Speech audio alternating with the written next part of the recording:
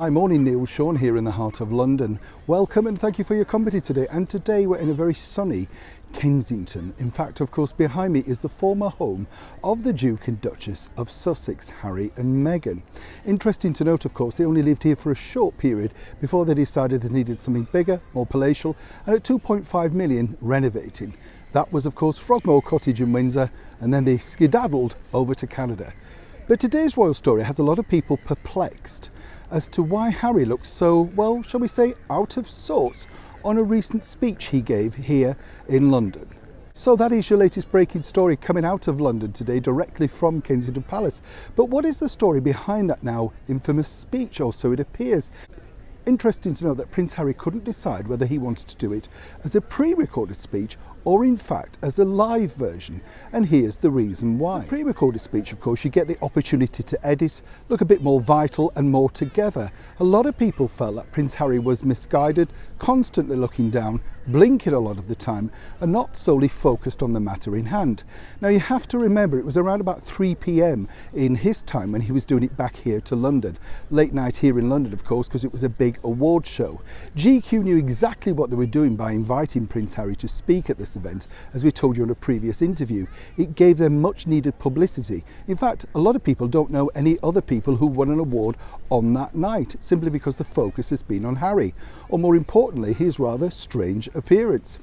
Now, moving forward with the story, we can tell you this exclusively here on the channel. Prince Harry decided eventually to go live, and this was another big mistake for him, simply because he hadn't really looked through the speech in advance. There were a few tweaks that he wanted to do. So can you guess those particular comments that were slightly ad-libbed? And if you look, you can see him looking down at the autocue, which was sadly also not in his eye line.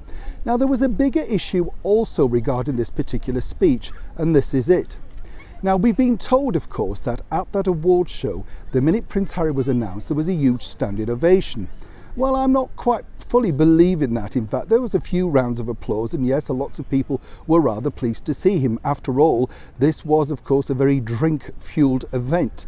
And obviously, they knew by inviting Prince Harry, as I've said, that they would get a big audience. Another insider tells me, though, that Prince Harry was so concerned about booing when he appeared, he wondered if that could be, well, you know, sorted out. What's interesting to note is they did have an applause track ready to drown out any negatives coming from the crowd, but he needn't have worried. The crowd appeared at least to like him. What more concerned a lot of people over here is that Prince Harry looked permanently fed up. He constantly looked down and he didn't really seem to understand, other than, of course, thanking those wonderful people who created and helped and pushed forward with the Oxford vaccine the, well, congratulations that they fully deserved.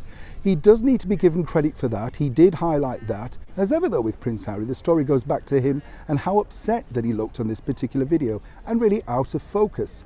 It's had a lot of people wondering here exactly, has Prince Harry recently gone to pot, as we say in the north? I'll leave it for you to decide. Of course, moving forward with this story, we'd like to know exactly what you think, so do let me know in the comments. And as ever, thank you for watching from the very heart of Kensington.